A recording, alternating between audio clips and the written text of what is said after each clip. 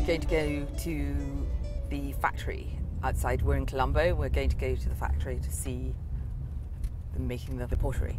I come out a lot to see how everybody's getting on, to make new things and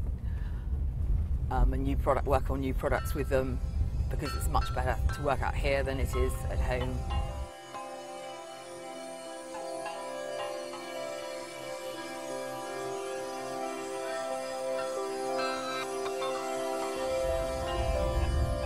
Yeah, I love coming out here. Yeah, I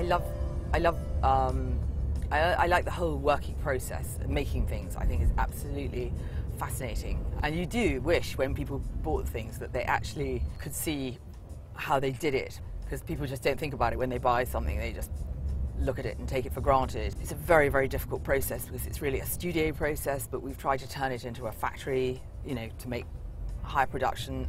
It's not really a factory process. But the factory here is more like an enormous studio. It's very, very unusual, and I genuinely don't think there's probably anywhere else in the world who could have done it.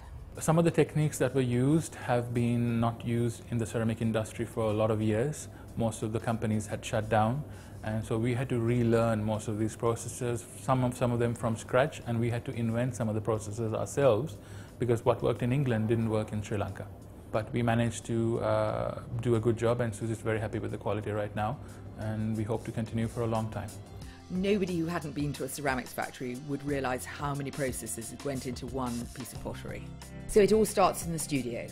It's amazing to see something that you've drawn on a piece of paper take shape in front of your eyes. Once we're happy with the shape, the moulds are made, ready for production. And then begins the very lengthy process of making the finished piece. Everything here is done by hand. Once the clay piece is ready, it goes to be fired. I can never believe what a complex art it is loading a kiln. To make it economic, it has to be filled exactly, and it's like putting a huge jigsaw together. In total, there will be 3 separate firings. That's 3 loadings and unloadings of the kiln. Once the firing is finished, the kilns are unloaded, and they're ready for the next stage, for the decoration. For our particular pottery, everything we produce has to be slip dipped before decoration. This in itself is actually incredibly skilled. After the dipping, the decoration can begin. We do different types of decoration.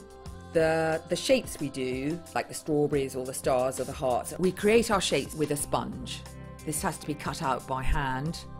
An incredibly talented girl here who cuts the shapes. This is something they'd never tried before. I'm amazed how well they've learned to do it. We've been around since 1968, so my father started it with just 4 people in a small shack, and now we have about 300 people working with us. And since we are that old, we have mothers and daughters working side by side, and some people who've been with us for over 35 years. All the dots are dropped on by hand, and it's extraordinarily difficult to get them all in the right place and the right size. Everything we produce is banded, and this is all done by hand, as is any added detail will be painted on by hand at the end. Once the decorating is finished, everything has to go back in the kiln. For our production, this is a necessary extra firing. One of the things that's so difficult with decorating ceramics is that the colour that you put on at this stage has got nothing to do with the colour that will come out at the end. After the second firing comes the glazing and the final firing.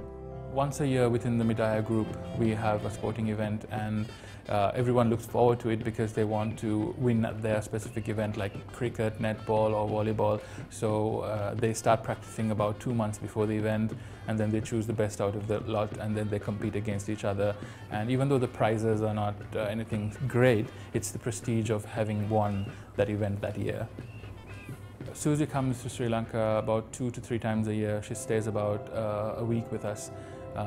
Stays mostly at the painting and decorating section, and comes up with new decoration styles, new designs, and spends a little bit of time at the studio as well, coming up with new shapes. So whenever she comes up with about 20 different designs, she then picks the best out of those and then puts it into production. And it's really satisfying when new designs or even an entire Susie shipment goes out, because it's good for the factory, it's good for the economy of Sri Lanka and the employees as well.